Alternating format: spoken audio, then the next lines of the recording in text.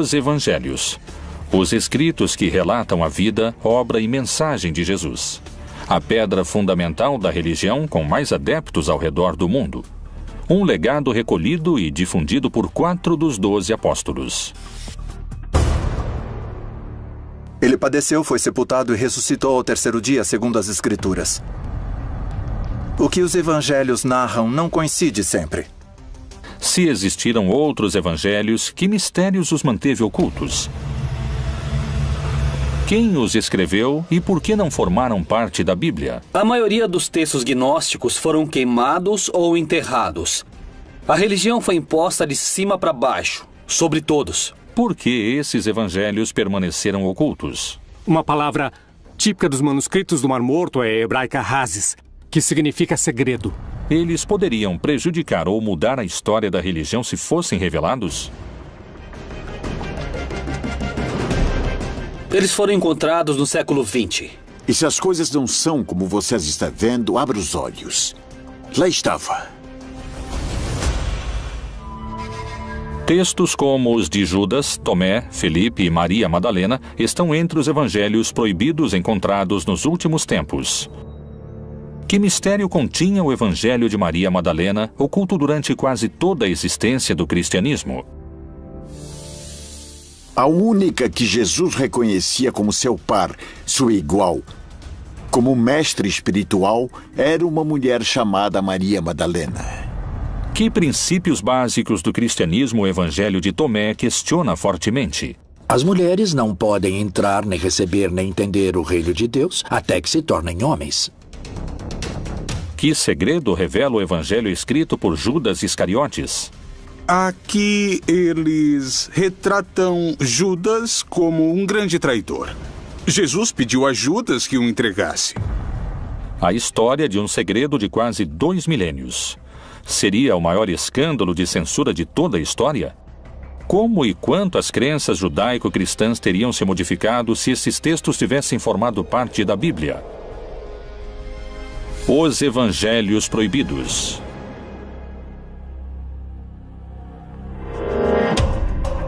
A Bíblia contém 1.189 capítulos, 31.102 versículos, 773.693 palavras e 3.566.480 letras. Não admite nenhuma a mais e nenhuma a menos. Evangelho significa boa notícia, um anúncio que tem um conteúdo positivo. Isso significa evangelho. A palavra cânone em grego significa regra, ou seja, é um texto que reconhecemos como regrado. E a igreja identifica nele uma determinada realidade. É uma regra, é uma legislação, é um reconhecimento da validade desses textos. Os 4 evangelhos canônicos são Mateus, Marcos, Lucas e João. A pergunta é, até onde esses materiais têm realmente uma base histórica? Eles realmente têm como origem o Jesus histórico? Quais foram os textos excluídos do livro sagrado? Bom, é o seguinte, nós temos o Evangelho de Felipe, temos o Evangelho de Judas, temos materiais referentes a Maria Madalena. De que época datam esses textos que foram denominados de evangelhos apócrifos? Os evangelhos apócrifos têm em comum o fato de datarem de uma época tardia, ou seja, entre o século II e o século V depois de Cristo, quando nenhum dos apóstolos estava vivo, e tampouco seus primeiros discípulos. A maioria dos evangelhos apócrifos tem procedência gnóstica e refletem uma postura totalmente antijudaica, já que o judaísmo postula um Deus criador de um modo material e o gnosticismo postula um mundo material malvado e um Deus que está interessado somente no mundo espiritual. Algo que é comum a todos os apócrifos é um Jesus que é como um holograma. É uma projeção aparente, mas nunca é realmente humano. O gnosticismo cristão lembra de alguma maneira o descobrimento dos manuscritos. E nesse caso, reflete o que chamamos de uma literatura que se originou no gnosticismo cristão, que nesses anos já era considerado pelos poderosos a corrente central do cristianismo uma heresia. E por isso, nesse caso, os livros que haviam desfrutado de prestígio nesses círculos foram escondidos e não destruídos. E com isso podemos recuperar não somente uma literatura perdida, como uma literatura que tinha, em alguns casos, também raízes judaicas. Por isso que os evangelhos apócrifos, em primeiro lugar, não são evangelhos, porque não se identificam com os evangelhos do século I quanto a dar uma boa notícia de que o Messias havia chegado, morrido e ressuscitado, e sim, de modo geral, são de um caráter docetista, uma palavra que deriva do grego docere, que significa aparência. Para os gnósticos cristãos dos evangelhos apócrifos, Jesus aparecia como humano, mas não era verdadeiramente humano, porque sendo um espírito muito elevado, não podia realmente ter se rebaixado e se convertido em matéria. Uma vez que o cristianismo se tornou a religião oficial do império e que os bispos cristãos declararam heréticos certos textos e penalizaram sua posse, iniciou-se o processo de perseguição muito intenso contra todos os evangelistas gnósticos, contra todos os gnósticos valentinianos, e a posse de textos evangélicos foi considerada um delito grave. Os evangelhos teriam sido silenciados por uma luta de poder no seio do cristianismo? Em 1947, pastores beduínos encontraram cerca de 800 fragmentos de manuscritos do Mar Morto que datam de cerca de 2000 anos em cavernas no deserto da Judéia. Que segredos misteriosos revelam os textos encontrados? Os textos do Mar Morto são manuscritos judaicos antigos, achados entre 1946, 47 e 1956. E são documentos, em sua maioria, escritos em couro de animais e uma minoria, 20%, em papiro. A maioria escritos em hebraico e também uma minoria em aramaico e em grego. Nos primeiros séculos do cristianismo desenvolveu-se um silencioso combate. Os gnósticos, que desejavam uma relação direta com Deus e que tinham seus próprios evangelhos, enfrentaram-se com uma crescente hierarquia de cristãos ortodoxos, que só aceitavam 4 evangelhos. Os gnósticos foram vencidos, mas a descoberta de seus evangelhos poderia lhes devolver a palavra. Uma das versões mais revolucionárias parece ter sido a de Tomás.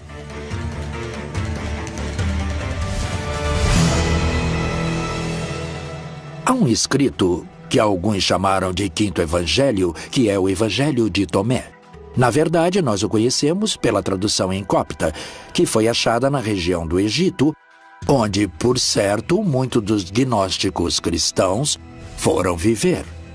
Há uma biblioteca descoberta perto das cataratas do Nilo, que se chama Nag Hammadi, e onde foi descoberta uma quantidade maravilhosa de textos antigos, muitos deles, precisamente, de origem gnóstica. Depois disse a Tomé: põe aqui o teu dedo e vê as minhas mãos, e chega a tua mão e põe-na no meu lado. E não sejas incrédulo, mas crente. Disse-lhe Jesus: porque me viste, Tomé, creste. Bem-aventurados os que não viram e creram. Tomé duvidou da ressurreição, tanto nos textos apócrifos como nos textos canônicos.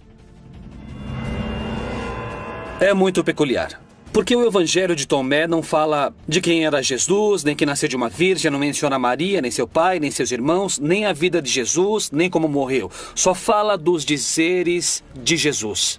É uma coleção de 117 dizeres de Jesus. Grande parte dos dizeres de Jesus não aparecem em nenhuma outra parte do Novo Testamento. E fala de um Jesus muito místico, muito espiritual, e que o reino dos céus está dentro de cada pessoa. E que se você desenvolver o reino dos céus através do amor, do altruísmo, não julgar, perdoar, etc., o reino dos céus cresce dentro de você. O reino está dentro de vós, e também está em vosso exterior. Quando conseguirdes conhecer a vós mesmos, então sereis conhecidos e compreendereis que sois filhos do Pai vivo. Há quem diga que se os textos tivessem ficado dentro da Bíblia, seria um contra-argumento do cristianismo institucionalizado. Por exemplo, um texto de Lucas, em que Jesus diz: o reino dos céus está. Em grego escreveram mesos, vocês. Mesos pode ser traduzido como dentro ou entre. E Tomé vai dizer que Jesus disse dentro de vocês. O reino dos céus está dentro de cada um. Qual seria a mudança fundamental que poderia provocar a tradução segundo o texto de Tomé? Não haveria igreja. A igreja em si significa grupo, significa pessoas convocadas, congregadas. Por que pode ser igualmente traduzido como Tomás traduz? O reino dos céus está dentro de cada um.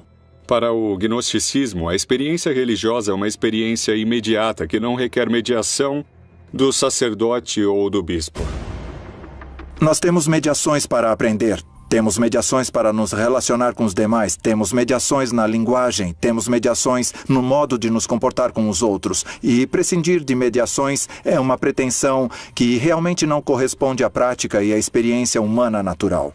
Nesse sentido, uma mediação social e uma mediação institucional são imprescindíveis, não só no âmbito da fé, como praticamente em qualquer âmbito da vida cultural. Isso representava um desafio e também uma ameaça política muito séria para os bispos cristãos, pois o seu papel como mediadores entre o homem e o céu, ou entre o homem e Deus, era colocado sob suspeita.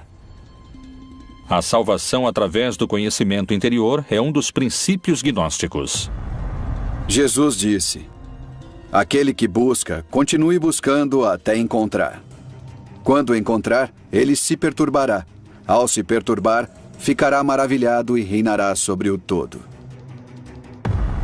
Além disso, o Evangelho de Tomé prega outro modo de se relacionar com Deus e com a morte. O que o Evangelho de Tomás nos convida a entender é que nós não somos nossos pensamentos, não somos nossas emoções. Segundo os gnósticos, na medida que aprendemos a tomar distância e a deixar de pensar e de crer que somos nossos pensamentos e nossas emoções, podemos concentrar nossa atenção em quem observa esses pensamentos e emoções. E, paulatinamente, vamos nos identificando com o observador, e não com esse ruído mental e essas emoções. E é aí que reside o segredo da imortalidade para eles. Jesus disse: eu mesmo vou guiá-la para torná-la macho, para que ela também possa tornar-se um espírito vivo semelhante a vós machos. Porque toda mulher que se tornar macho entrará no reino do céu. Tomé queria um mundo não só sem instituições, como também sem mulheres, segundo afirmam alguns especialistas. O Evangelho de Tomé não tem uma mensagem central, porque parece somente um mosaico de dizeres atribuídos a Jesus. No entanto, temos um caso muito curioso. Ele diz que Maria Madalena terá de se converter em homem porque as mulheres não podem entrar, nem receber, nem entender o reino de Deus até que se tornem homens. O Evangelho de Tomé não foi o único que permaneceu oculto durante séculos.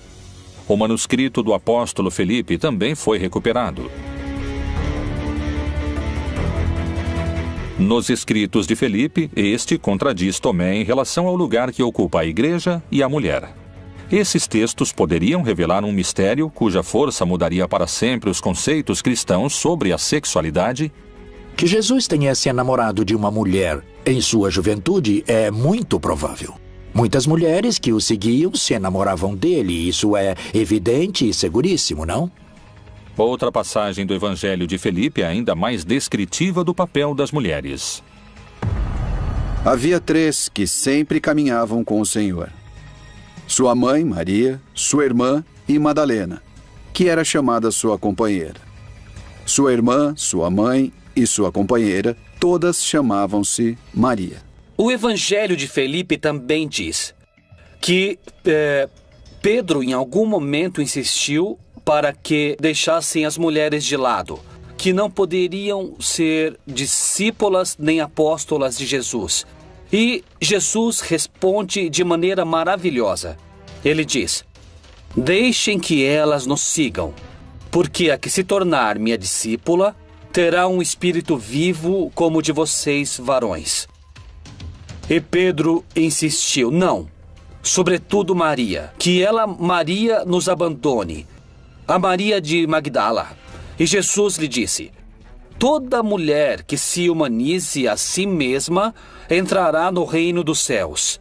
Esse texto também está no Evangelho de Felipe e também o tiraram. Nesses textos são mencionados elementos das mulheres, personagens femininas. Falam do espírito como algo feminino, o que não agradou às pessoas que decidiam que textos que entravam ou não entravam. Então os excluíram completamente, porque a postura sempre foi de um ponto de vista masculino. Os evangelhos proibidos de Tomé e Felipe não são os únicos que relatam uma versão distinta da encontrada na Bíblia oficial. Que versão surpreendente se encontra nas páginas dos textos de Judas Iscariotes que poderia mudar para sempre a imagem que o cristianismo teceu sobre ele?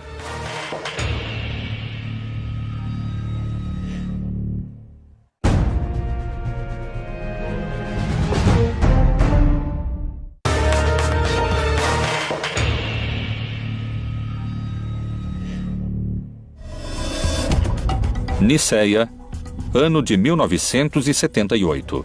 Um grupo de camponeses realizam suas tarefas habituais quando encontram numa caverna alguns papiros que poderiam mudar para sempre o conceito de um dos homens mais repudiados da história.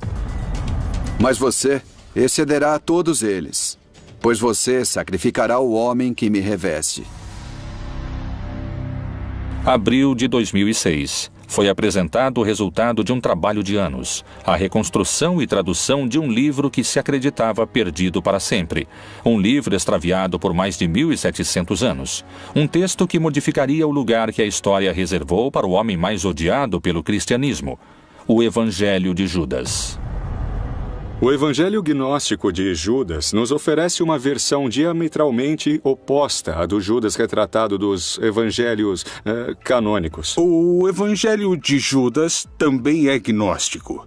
Ele data do século IV e nele Judas aparece não como o grande traidor da história, mas como aquele a quem foi revelado o que Jesus ia fazer. Quer dizer, ele ia morrer. Inclusive, o Evangelho de Judas trata de expor como Jesus pede a Judas que o entregue. Então, mais que uma traição, é um favor para que se cumpra o plano da salvação. Quem foi o apóstolo Judas Iscariotes? Segundo os evangelhos canônicos, foi o traidor que revelou o lugar onde poderiam capturar seu mestre, tal como havia anunciado o próprio Jesus durante a última ceia. E comendo com eles, disse, em verdade vos digo que um de vós me há de trair. Judas Iscariotes tinha combinado com as autoridades que o entregaria. Jesus havia celebrado a última ceia, havia ceado com seus discípulos, uma celebração em contexto pascal. Havia ido a um horto e lá foi aprisionado. Essa é a versão oficial dos fatos, segundo os livros que compõem a Bíblia. Mas o que diz o Evangelho de Judas? Que interpretação oferecem os especialistas sobre esses textos que permaneceram ocultos por 2000 anos? No caso do Evangelho de Judas, este ajudou Jesus a cumprir seu objetivo, que é, no caso do gnosticismo, livrar-se da sua corporalidade. Judas, que é o grande traidor, que vende Jesus por 30 moedas, no caso desse evangelho, aparece realmente como um herói. O Jesus retratado no Evangelho Gnóstico de Judas é um Jesus burlão. Um Jesus sarcástico que zomba da ignorância de seus discípulos e que abertamente prefere Judas e faz de Judas seu apóstolo predileto, porque diz que Judas é o único que entende que Jesus não é uma pessoa, não é somente um corpo. Jesus não é uma encarnação de Deus na Terra e tampouco é um ser humano. É um estado de consciência que qualquer pessoa pode alcançar. Qual foi então o papel de Judas segundo esses textos? O texto de Judas é o texto de uma comunidade que quer retomar esse personagem, quer reivindicar esse personagem de alguma maneira e o coloca dentro de todo um plano que Deus tinha para a morte de Jesus. Nem mais nem menos. Ele abre a porta para que Jesus consiga se desfazer de seu corpo. Algo desagradável e que não está incluído na doutrina gnóstica e que coloca Judas em primeiro lugar, enquanto que na doutrina cristã genérica ou geral, Judas é menosprezado, é um ser cobiçoso, um ser vil, que é imediatamente enviado para o inferno. Judas não dá nenhuma importância, nem tampouco Jesus, à crucificação, porque Cristo não se identifica nem com o seu corpo, nem com a sua mente, nem com suas emoções. Segundo esse evangelho, é o próprio Jesus que confere a Judas o lugar que ocupará na história. Afaste-se dos outros e eu lhe contarei os mistérios do reino. É possível você alcançá-lo, mas você sofrerá muito. Por que as passagens são tão contraditórias? Pode ser simplesmente a interpretação dos textos? A entrega de Jesus aos romanos foi um ato heróico ou foi um ato que ia de encontro à própria vontade de Judas? A relação entre Judas e Jesus é uma relação de melhores amigos. De fato, Judas se nega a fazer o que Jesus lhe pede, ou seja, denunciá-lo, acusá-lo. São muitas as versões que existem em torno de Judas. Mas o que dizem os textos censurados e escondidos do seu próprio evangelho? Mas você cederá a todos eles, pois você sacrificará o homem que me reveste. Mas além da revelação do papel heróico de Judas na história, esse evangelho também coloca em primeiro plano a luta entre os gnósticos e a igreja. No evangelho de Judas, a crucificação também é um símbolo. E, portanto, a cruz é um símbolo místico que representa, por um lado, o princípio ativo masculino, representado no eixo vertical da cruz, e o princípio feminino masculino, representado pelo corte transversal horizontal que forma a cruz. A crucificação representa a possibilidade de se libertar, de se afastar desses dois princípios que fazem parte da natureza de cada pessoa. Então, mais que uma traição, é um favor para que se cumpra o plano da salvação. O evangelho de Judas o descreve não como um traidor, mas sim como um herói fundamental para cumprir o plano de Deus. Algo semelhante ocorre nos textos de Maria Madalena, que, longe de apresentá-la como uma pecadora, mostra-a como a discípula eleita, que daria continuidade ao projeto de Jesus.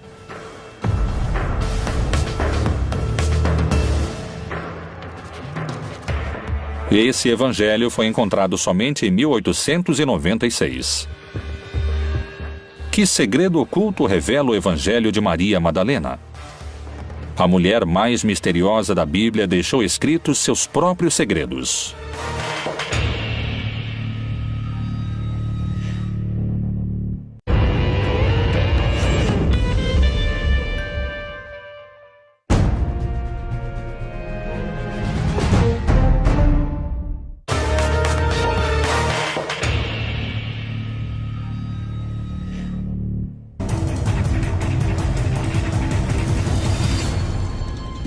Os evangelhos gnósticos apresentam diferenças fundamentais em relação aos chamados canônicos, como os de Tomé, Felipe e Judas. Mas esses não são os únicos. O recente achado dos manuscritos do Evangelho Proibido de Maria Madalena aprofunda ainda mais essas diferenças. A história de Maria Madalena está cheia de mistério e controvérsias. Sua história e seu papel ao lado de Jesus é motivo de debate. O achado dos evangelhos de Maria Madalena lança quanta luz sobre a construção feita em torno de sua figura. Maria Madalena, nos evangelhos canônicos, desaparece. A figura principal, isso afastando-nos dos gnósticos, a figura principal dos evangelhos, que descobre que Jesus não está na tumba, é Maria Madalena. Os outros duvidaram até o final. Nos textos gnósticos, quando Maria Madalena é a discípula preferida de Jesus, ela é a mulher muito próxima de Jesus, que a amava intensamente. Ela andou com ele junto com os discípulos desde que Jesus pregava na Galileia. Ou seja, Maria estava acostumada com um trato cotidiano e direto com Jesus. Quais são as palavras do Evangelho de Maria Madalena que ordena segui-la ao invés dos discípulos? Será que ele realmente conversou em particular com uma mulher e não abertamente conosco? Devemos mudar de opinião e ouvirmos a ela? Ele a preferiu a nós? O texto concreto de Maria Madalena é do século II, não chega ao século III.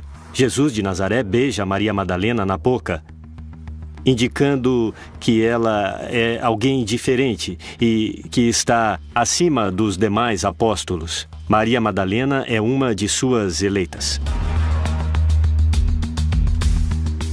A pessoa com quem Jesus, desde outro mundo, não sabemos, desde algum lado, decide se contactar não são os outros 12 apóstolos, muitos dos quais escreveram a Bíblia, mas sim com uma mulher prostituta que se chama Maria Madalena, que é quem dá a boa nova.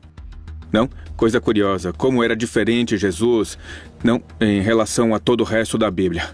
É para ela que Jesus aparece pela primeira vez. Por isso, ela recebeu o título ou nome de Apóstola dos Apóstolos. Por que Jesus escolheu se apresentar a Maria quando ressuscitou e não aos seus 12 discípulos? De que modo a Bíblia oficial relata esse encontro? Maria Madalena foi e anunciou aos discípulos que vira o Senhor e que ele lhe dissera isto. Quando Madalena disse que tinha visto Jesus, nessa hora Pedro zomba dela, diz: aquela mulher viu Jesus, mas que era apenas na sua imaginação. Então, inclusive, ele é repreendido por Levi por sua atitude que diz: Pedro, você sempre com esse seu mau gênio. Não trate a Madalena assim, eu não creio que essa mulher minta. Nos 4 evangelhos que temos no texto bíblico, ela não é muito comentada, essa figura se perde. Mas temos outros documentos que ela é considerada e que falam do ministério que ela exercia. Existiriam mulheres que participaram das decisões que acabaram formando o que hoje conhecemos como a Bíblia canônica? Os escritores, a maioria eram homens. E as decisões de como fechar o cânone bíblico e de como ir fechando os evangelhos também foram tomadas por homens. Qual era o papel de Maria Madalena? Que relação a unia com Jesus? A resposta está em seu evangelho. O Evangelho de Maria Madalena nos fala de uma liderança da mulher. Nós o conhecemos como um pouco gnóstico, porque diz: me foi revelada a sabedoria, fui conhecendo mais sobre ele. Então, no final das contas, o texto fala da vida de Jesus, aparentemente do ponto de vista de Maria Madalena, mas da forma como ela foi adquirindo conhecimento para chegar ao nível de Jesus. Por isso reconhecemos que é agnóstico. Esse evangelho relata um encontro único entre Jesus e Maria Madalena. É o momento em que o Salvador lhe revela um segredo que não conta aos outros apóstolos. Nos outros 4 evangelhos, a vida depois da morte é descrita como um paraíso de felicidade. Mas é diferente no Evangelho de Maria Madalena. No Evangelho de Maria Madalena, o que parece querer nos dizer é que no processo da morte, o que existe é uma decomposição. O que existe é uma dispersão das nossas emoções, de nossos pensamentos, uma ruptura de identidade. Esses são os demônios que Maria Madalena enfrenta. Mas, por outro lado, o que perdura é a atenção, a consciência, que é o contrário do pensamento. O pensamento passa o tempo se lançando para o futuro ou olhando o passado, mas raras vezes o pensamento está no presente, no agora. A consciência é a atenção, é a observação do que está ocorrendo agora. É por isso que os gnósticos pensam que podem sobreviver ao processo da morte. É depois da morte e ressurreição de Jesus que o Evangelho de Maria Madalena revela sua liderança em relação aos apóstolos. Maria Madalena se levantou, cumprimentou a todos e disse a seus irmãos: não vos lamentais nem sofrais. Antes, louvemos sua grandeza, pois ele nos preparou e nos fez homens. No Evangelho que leva o seu nome, ela aparece como uma figura central. Geralmente se referem a ela, ou ela mesma se refere a si mesma como a alma. E isso permite entender que, na concepção gnóstica, a divindade não só é masculina, mas a divindade também tem uma dimensão feminina. Antigamente, as pessoas se persignavam em nome do Pai Criador, do Filho Redentor e da Mãe da Sabedoria. Havia uma mulher na Trindade. Como o Espírito, em hebraico e em grego, é feminino, o Espírito Santo era uma figura feminina.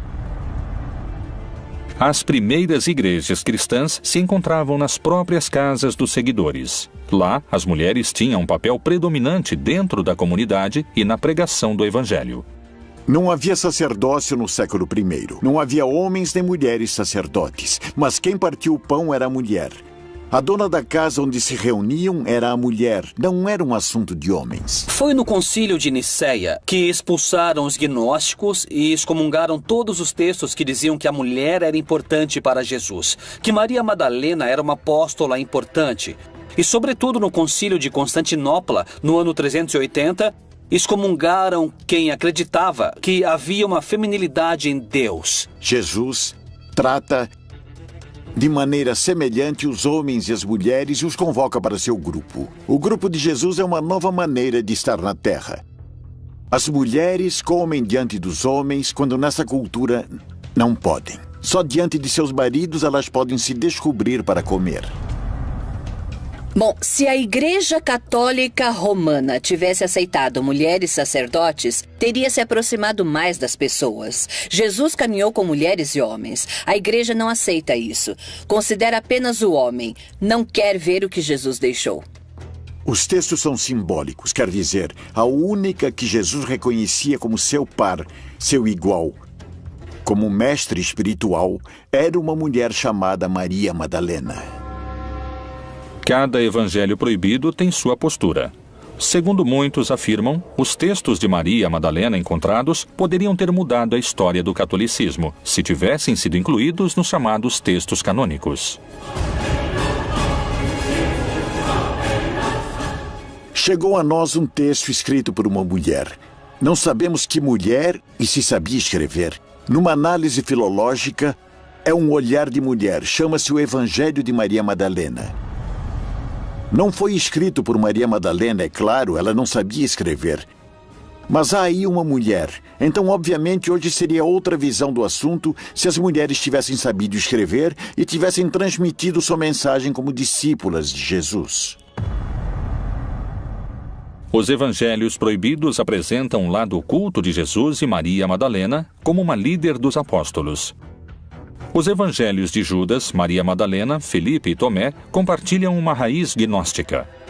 Um caso diferente é o de um evangelho descoberto por arqueólogos franceses em 1886, nos braços de um bispo enterrado muitos séculos antes. Que notícias reveladoras sobre Cristo trazem os manuscritos encontrados de Pedro? Que dizem esses textos ocultos durante tantos anos e que agora vieram à luz? Os Evangelhos de Pedro, os escritos proibidos do primeiro Papa.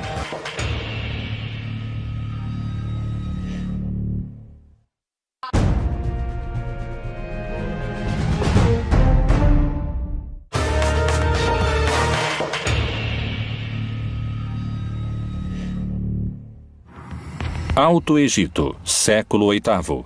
Um monge faz seu último pedido, ser enterrado com o livro que protegeu durante toda a sua vida. Inverno de 1886, sessão cristã de um cemitério no Alto Egito.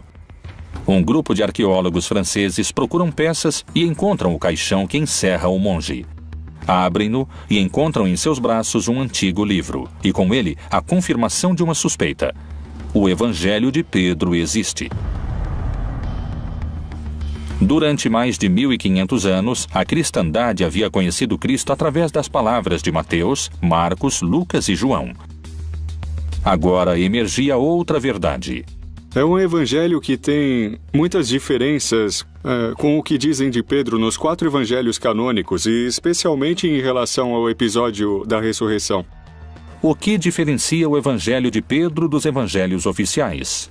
O relato da ressurreição de Jesus está reconstruída, está ampliada, está aumentada, tem mais fantasia, e Pedro tem um papel maior, envolve muito mais os grupos judius, como que se arrependendo de não haver aceitado Jesus em seu momento.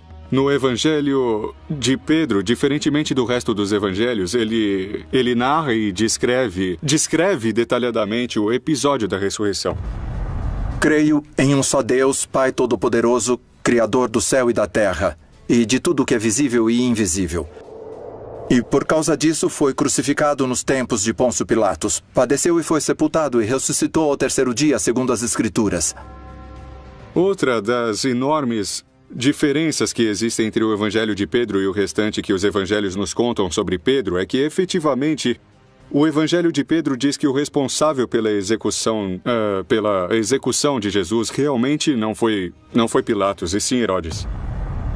Além disso, Pedro relata o momento da ressurreição em que o centurião e seus companheiros de guarda se apressaram a visitar Pilatos à noite, abandonando o sepulcro para lhe contar sobre a ressurreição. Depois, todos se aproximaram, pedindo e suplicando que ordenasse ao centurião e aos soldados não contar a ninguém o que tinham visto. Para nós, diziam, é melhor sermos culpados de gravíssimo pecado diante de Deus do que cairmos nas mãos do povo judeu e sermos lapidados. Pilatos, então, ordenou ao centurião e aos soldados que nada dissessem. Se não tivessem realmente mantido silêncio quanto à ressurreição de Jesus, suponho que tivesse acontecido o mesmo. Mas o que é muito importante ver é por que os evangelhos canônicos enfatizam tanto que a ressurreição foi uma ressurreição carnal. Por que importa tanto ao cristianismo canônico enfatizar a carnalidade da ressurreição, enquanto que para o gnosticismo a ressurreição de Jesus é algo que se apercebe e se percebe de maneira interna, de maneira espiritual? Essa é a grande diferença que existe entre o Evangelho de Pedro e os evangelhos oficiais. Quem realmente presenciou a ressurreição de Jesus? O resto do texto é muito semelhante aos relatos dos 4 apóstolos incluídos na Bíblia. Tal semelhança desperta algumas suspeitas.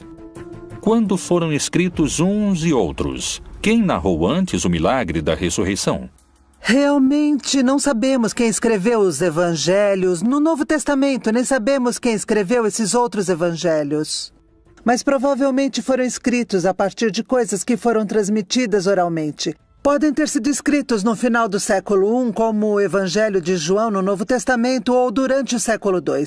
Todos escreveram a partir das histórias contadas pelos seguidores anteriores à época de Jesus. Quando comparamos os evangelhos, em muitos casos a mesma informação aparece em contextos literários diferentes.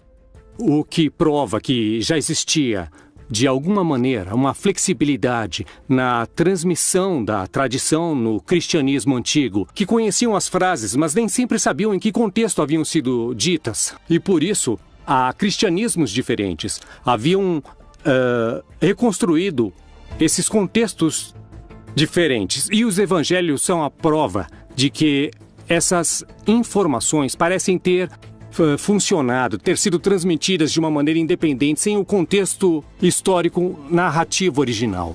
Então, os 4 evangelhos canônicos correspondem às autorias de Lucas, Marcos, Mateus e João? À medida que transcorreu o tempo desde a morte e o desaparecimento de Jesus, os textos perderam cada vez mais valor, quer dizer, perderam valor mais de uma vez. Se está escrevendo um texto 4 séculos depois da morte de Jesus, que parte desse escrito é verdadeiro? De onde saíram esses ensinamentos? E mais, voltemos aos evangelhos canônicos que estão na Bíblia. Não são de Lucas, não são de João, não são de Mateus nem de Marcos. Os evangelhos revelam a vida de Jesus Cristo. Durante centenas de anos, os cristãos só contaram com a versão de Lucas, Mateus, Marcos e João. Que mistérios guardavam os evangelhos proibidos que foram apagados da face da terra?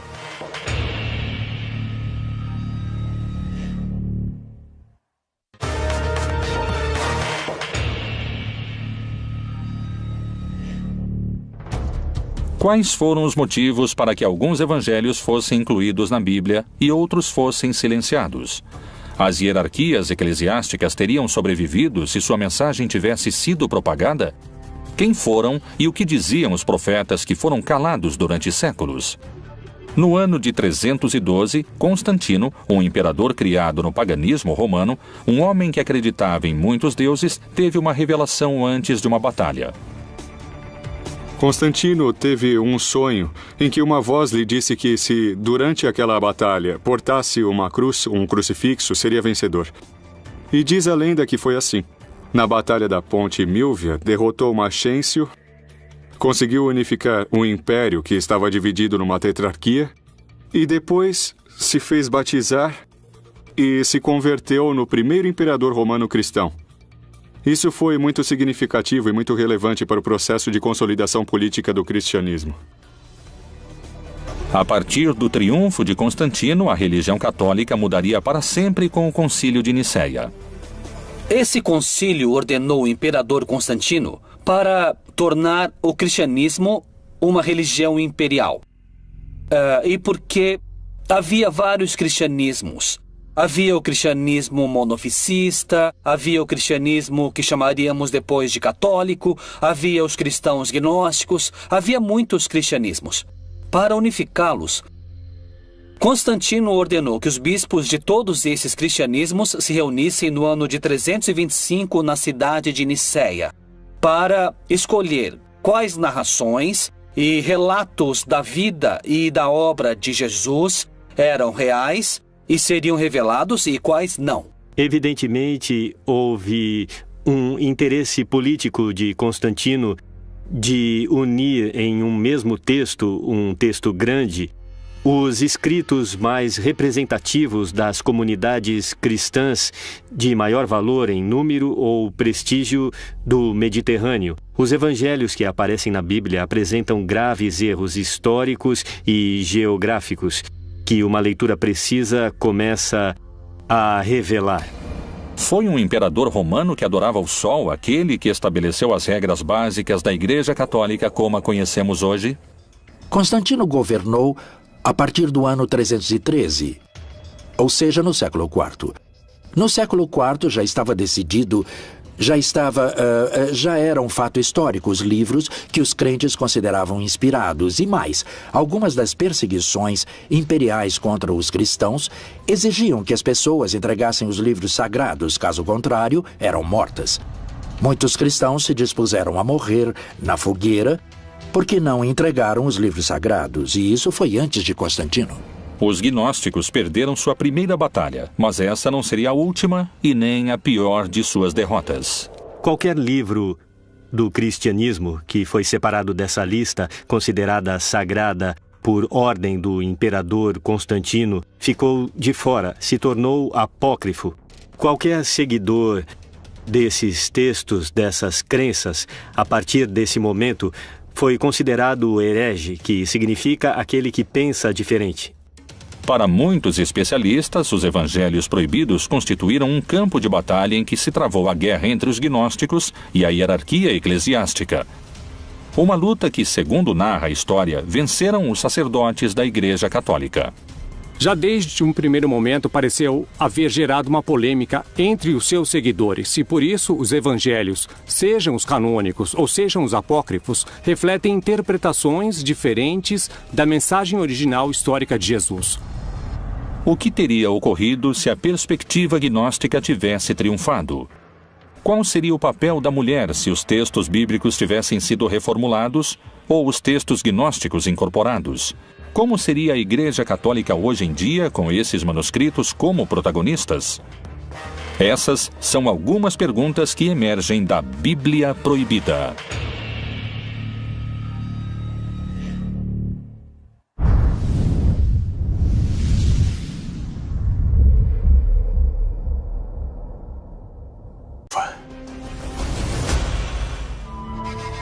Textos como os de Judas, Tomé, Felipe e Maria Madalena estão entre os evangelhos proibidos encontrados nos últimos tempos.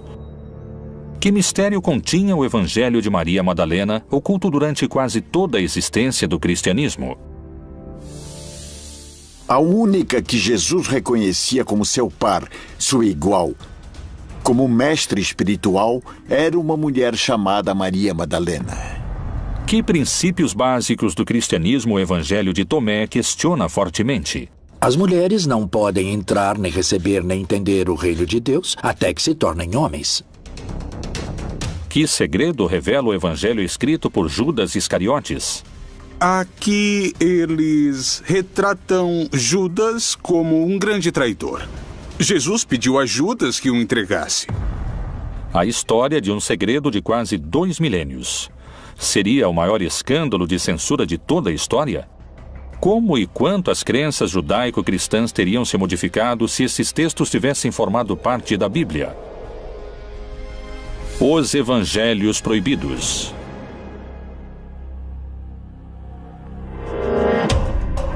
A Bíblia contém 1.189 capítulos, 31.102 versículos, 773.693 palavras e 3.566.480 letras.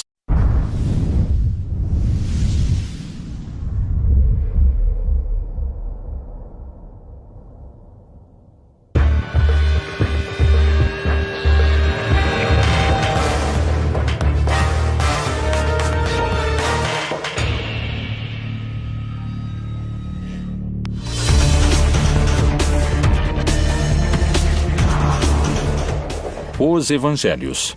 Os escritos que relatam a vida, obra e mensagem de Jesus. A pedra fundamental da religião com mais adeptos ao redor do mundo. Um legado recolhido e difundido por 4 dos 12 apóstolos. Ele padeceu, foi sepultado e ressuscitou ao 3º dia, segundo as Escrituras. O que os evangelhos narram não coincide sempre. Se existiram outros evangelhos, que mistérios os manteve ocultos? Quem os escreveu e por que não formaram parte da Bíblia? A maioria dos textos gnósticos foram queimados ou enterrados. A religião foi imposta de cima para baixo, sobre todos. Por que esses evangelhos permaneceram ocultos? Uma palavra típica dos manuscritos do Mar Morto é hebraica hazes, que significa segredo. Eles poderiam prejudicar ou mudar a história da religião se fossem revelados? Eles foram encontrados no século XX. E se as coisas não são como vocês estão vendo, abra os olhos. Lá estava. Não admite nenhuma a mais e nenhuma a menos. Evangelho significa boa notícia, um anúncio que tem um conteúdo positivo. Isso significa evangelho. A palavra cânone em grego significa regra, ou seja, é um texto que reconhecemos como regrado. E a igreja identifica nele uma determinada realidade. É uma regra, é uma legislação, é um reconhecimento da validade desses textos. Os 4 evangelhos canônicos são Mateus, Marcos, Lucas e João. A pergunta é, até onde esses materiais têm realmente uma base histórica? Eles realmente têm como origem o Jesus histórico? Quais foram os textos excluídos do livro sagrado? Bom, é o seguinte, nós temos o Evangelho de Felipe, temos o Evangelho de Judas, temos materiais referentes a Maria Madalena. De que época datam esses textos que foram denominados de evangelhos apócrifos? Os evangelhos apócrifos têm em comum o fato de datarem de uma época tardia, ou seja, entre o século II e o século V depois de Cristo, quando nenhum dos apóstolos estava vivo, e tampouco seus primeiros discípulos. A maioria dos evangelhos apócrifos tem procedência gnóstica e refletem uma postura totalmente antijudaica, já que o judaísmo postula um Deus criador de um modo material e o gnosticismo postula um mundo material malvado e um Deus que está interessado somente no mundo espiritual. Algo que é comum a todos os apócrifos é um Jesus que é como um holograma. É uma projeção aparente, mas nunca é realmente humano. O gnosticismo cristão lembra de alguma maneira o descobrimento dos manuscritos. E nesse caso, reflete o que chamamos de uma literatura que se originou no gnosticismo cristão, que nesses anos já era considerado pelos poderosos a corrente central do cristianismo uma heresia. E por isso Nesse caso, os livros que haviam desfrutado de prestígio nesses círculos foram escondidos e não destruídos. E com isso podemos recuperar não somente uma literatura perdida, como uma literatura que tinha, em alguns casos, também raízes judaicas. Por isso que os evangelhos apócrifos, em primeiro lugar, não são evangelhos, porque não se identificam com os evangelhos do século I quanto a dar uma boa notícia de que o Messias havia chegado, morrido e ressuscitado, e sim, de modo geral, são de um caráter docetista, uma palavra que deriva do grego docere, que significa aparência. Para os gnósticos cristãos dos evangelhos apócrifos, Jesus aparecia como humano, mas não era verdadeiramente humano, porque, sendo um espírito muito elevado, não podia realmente ter se rebaixado e se convertido em matéria. Uma vez que o cristianismo se tornou a religião oficial do império e que os bispos cristãos declararam heréticos certos textos e penalizaram sua posse, iniciou-se o processo de perseguição muito intenso contra todos os evangelistas gnósticos, contra todos os gnósticos valentinianos, e a posse de textos evangélicos foi considerada um delito grave. Os evangelhos teriam sido silenciados por uma luta de poder no seio do cristianismo? Em 1947, pastores beduínos encontraram cerca de 800 fragmentos de manuscritos do Mar Morto que datam de cerca de 2000 anos em cavernas no deserto da Judéia. Que segredos misteriosos revelam os textos encontrados? Os textos do Mar Morto são manuscritos judaicos antigos, achados entre 1946, 47 e 1956. E são documentos, em sua maioria, escritos em couro de animais e uma minoria, 20%, em papiro. A maioria escritos em hebraico e também uma minoria em aramaico e em grego. Nos primeiros séculos do cristianismo desenvolveu-se um silencioso combate. Os gnósticos, que desejavam uma relação direta com Deus e que tinham seus próprios evangelhos, enfrentaram-se com uma crescente hierarquia de cristãos ortodoxos, que só aceitavam 4